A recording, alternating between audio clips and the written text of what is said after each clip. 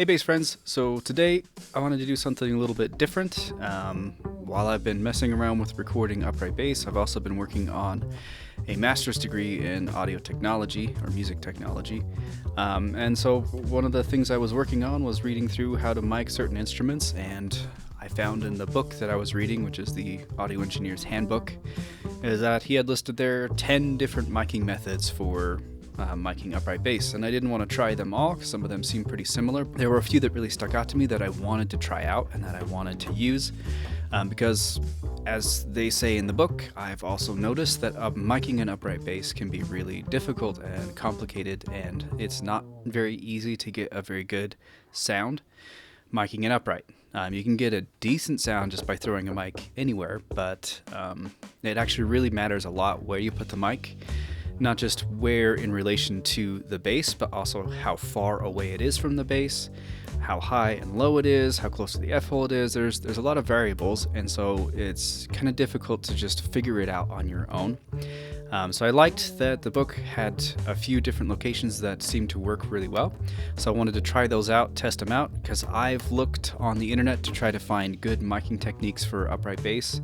I didn't like them all very much because they really were room dependent. The room that you're in also makes a huge difference for miking an upright bass.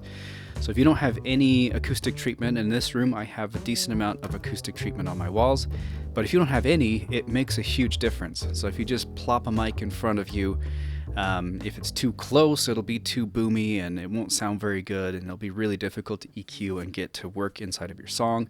If it's too far away, then you get more room, and also you get more bleed from other instruments. It's really common to record upright bass with other instruments in the same room, like drums and piano and other things. So you can't have it too far, you can't have it too close, or it won't sound very good. It takes a little while for the sound of an upright bass to develop. And so it's one of those instruments that's kind of difficult to get just right.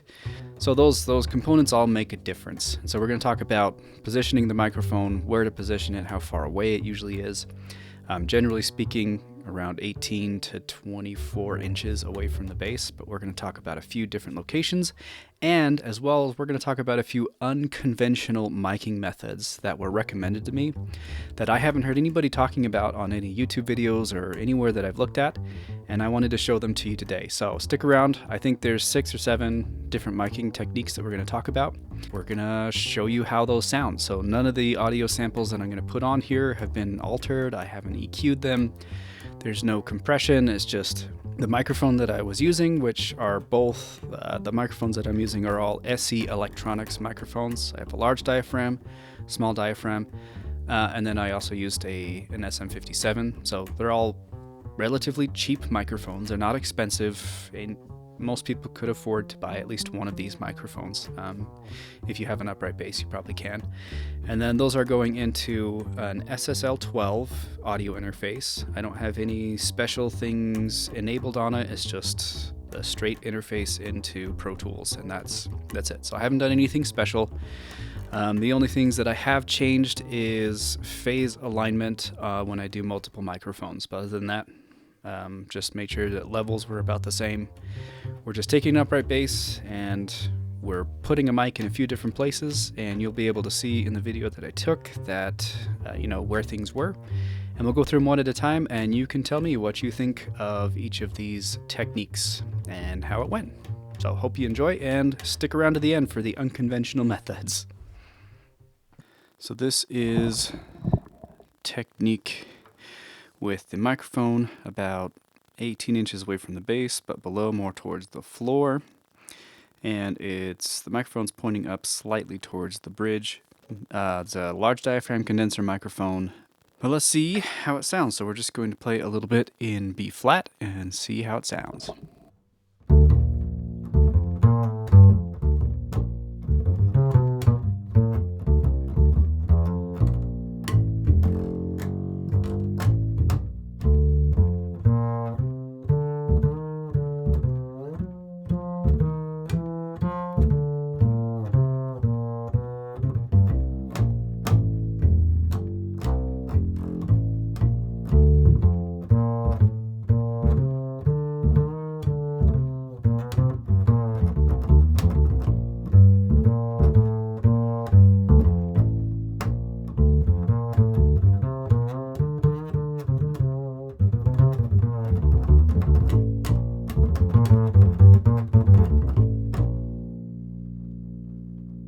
So now we've moved the microphone up closer to the bridge.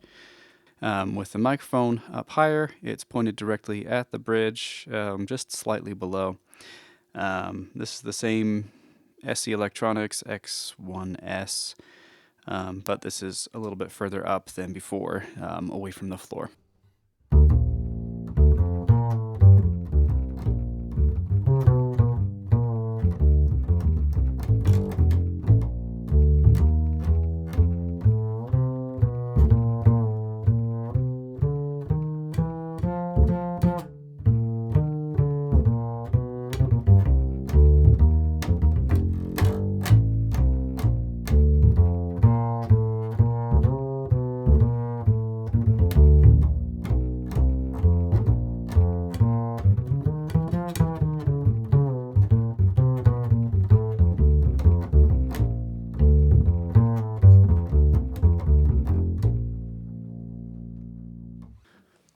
All right, for this next one, I've moved same microphone, SE XS1, but I've moved it up, so it's actually pointing above the bridge, more kind of in between the fingerboard and the bridge, which should give it a more bright, aggressive sound, but we'll see how that sounds up here. So it's still kind of centered, but up even further. So let's just see how it sounds as we move up the bass.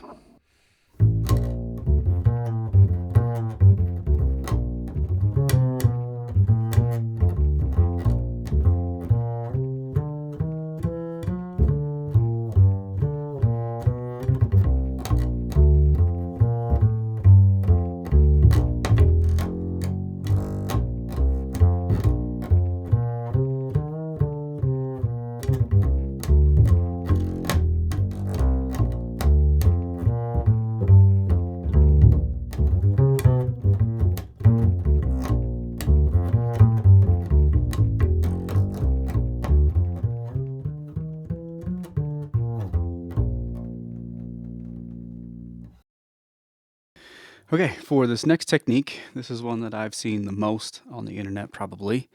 So this is using the same large diaphragm condenser microphone, but on the treble side of the bass, pointed kind of in between the F-hole and the bridge, probably more towards the bridge than the F-hole. So this puts us a little bit off axis, away from the actual direct sound of the bass, and you know, people seem to like it, but we'll see. We'll see what we think about it as we play.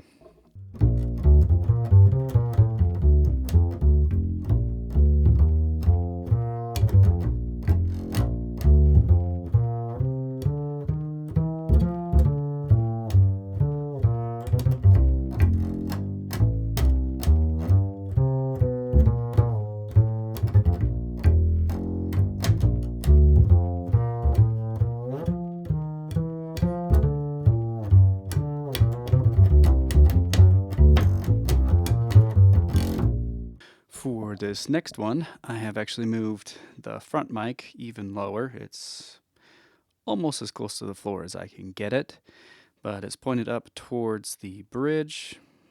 I might be able to mess around with that a little bit, but it's down even lower. I also have a second microphone that is behind the bass, pointed, I mean, it's roughly the height of the bridge, roughly, but pointed at the back of the bass. Which is supposed to be able to get more of that woody tone. So now we're going to start messing around with two microphone setups to see what kind of sounds we can get here.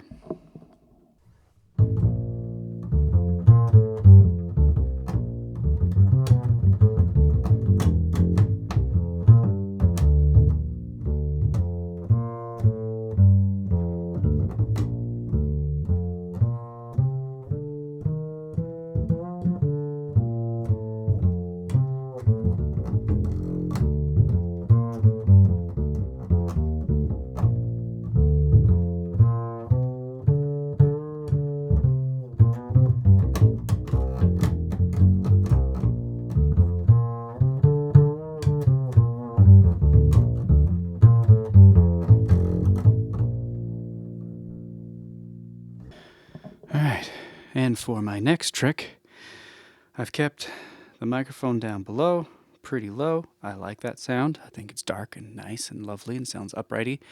But I've moved the mic that was behind me to an overhead microphone. So it's pointing over my head. You can't see it, I don't think, in the picture, but it's pointing directly down at the base here.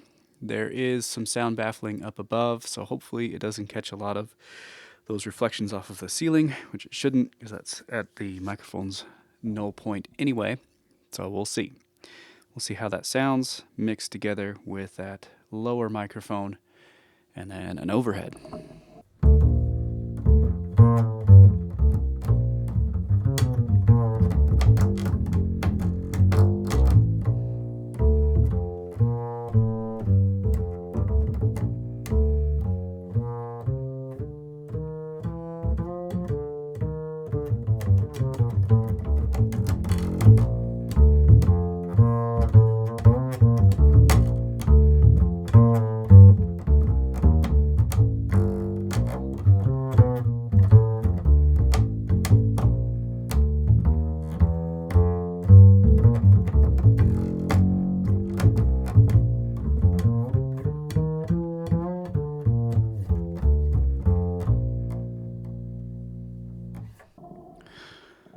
Okay, we're going to try another experiment, keeping the front microphone down below towards the floor, and then we're moving the overhead microphone. I didn't mind how that sounded, so we're actually going to put it more or less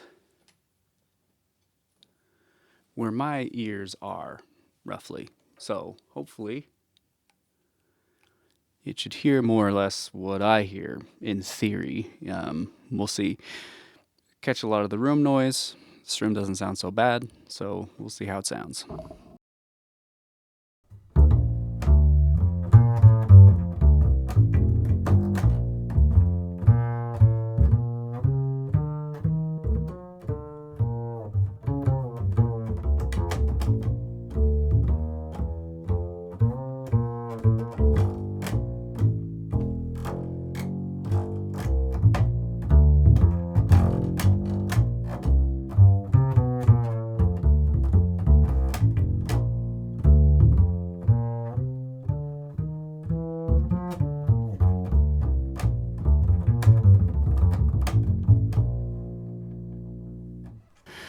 Ready to try one of the more unconventional methods. I've got a piece of acoustical foam, just the cheap stuff, bought on Amazon sometime or another. And we're going to wrap a small diaphragm condenser in foam. We're going to put it in the base. So I still have this mic set out in front, but actually what I've done is I've taken a small diaphragm condenser mic and I have wrapped it in foam and stuck it in between. The foam is ugly. Of course, if I was ever going to perform with this, I would not have it sticking out like that. But the condenser mic is wrapped in foam in between the A and the D string, and it is pointed up towards the middle of the bridge here, ish, as best as I could do, and we'll see how this sounds.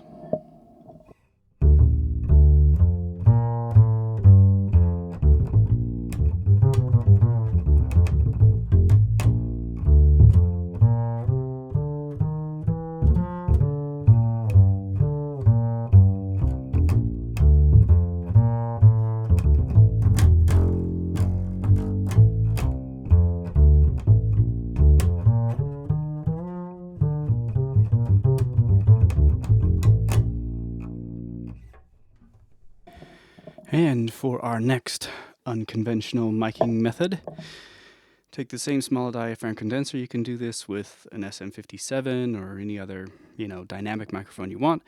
I just happen to have this condenser plugged in here. So I have it actually wrapped in foam and stuffed in between the body and the fingerboard so that it stays in place, and the foam keeps it from vibrating so it doesn't pick up as much vibration noise from the bass. And yeah, this is a method that I've read about, so we're going to see how it sounds.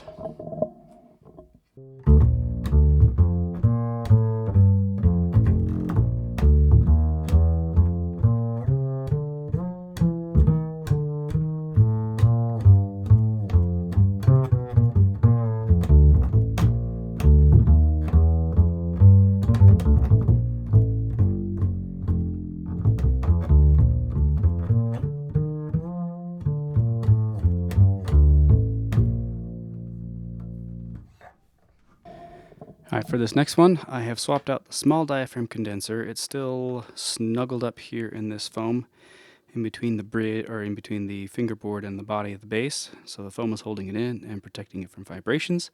But this time we're using an SM57, which has a dynamic microphone. So we're going to see how that sounds.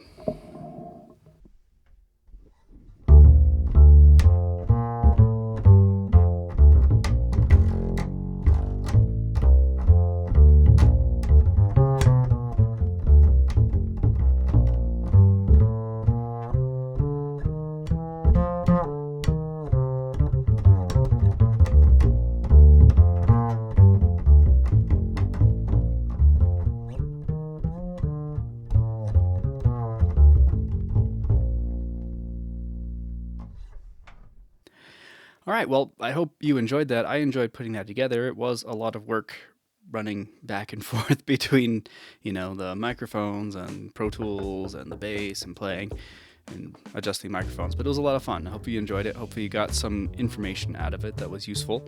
To kind of sum up my thoughts on it, I tend to like the sound of putting the mic down lower. And we did kind of 3 different variations on that, where you start with it kind of down towards the floor, and you move it up towards the bridge. And as you move it up towards the bridge, I found that I get more of that plucking noise and that clack that you get when you pluck pretty aggressively for jazz styles. For certain styles, that's kind of what you want. That's not typically what I like. It makes it a little bit more difficult for me to mix into a song because you get a lot of those harsh, really sudden attacks, and unless you want to try to compress those or EQ them out, it's just a lot more work. So I would almost rather have it down lower and not have those pokey notes sticking out all the time. But that's just me. I tend to like that darker sound out of a bass, and so that worked for me.